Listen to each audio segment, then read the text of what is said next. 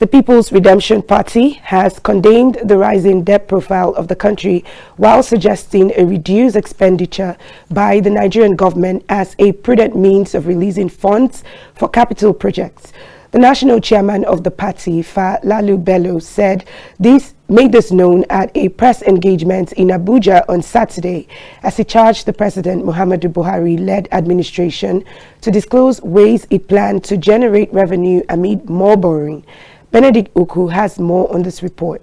President Muhammadu Buhari has presented the 16.4 trillion naira 2022 budget to the National Assembly. With 3.6 trillion naira earmarked for debt servicing, Nigerians have begun to air their views on the debt profile of the country.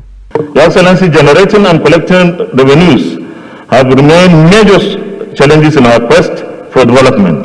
The recent efforts by the National Assembly as well as the Executive to challenge the revenue generating agencies is a step in the right direction. Equally important is the recent position taken by the legislature and the executive arms of government to insist on zero allocation to NDS that failed to remit their revenues for the 2022 appropriation. While reacting to this at a press engagement in Abuja on Saturday, the national chairman of the People's Redemption Party, PRP, Falalu Bello, condemned the continued borrowing unaccompanied by sustainable means of generating revenue to pay them back.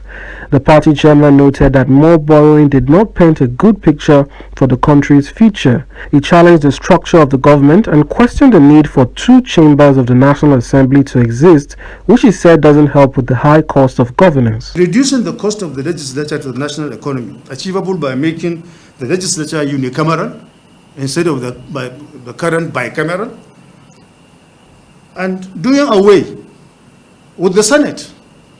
Many jurisdictions have done away with their senates as a means of making them more efficient and cost effective. I think the situation we are in Nigeria today calls for that. And there's no better organ than you to champion this cause, if you believe in it, that is.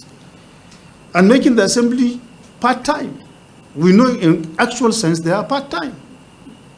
How many days do they sit in a year? You have to go to work 2 days in a year.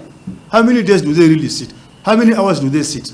Practically they're part-time. So let's make them part-time and reduce the cost to us.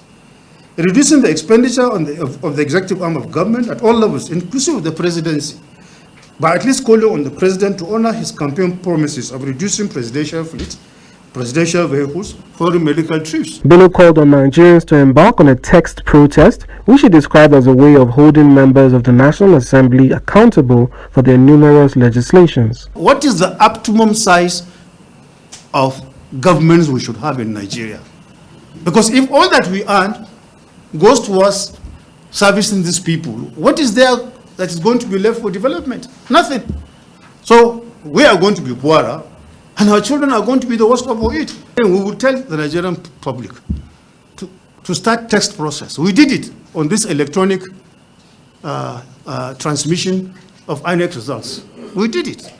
And we started it in PRP, and the Senate President called us rebel rousers.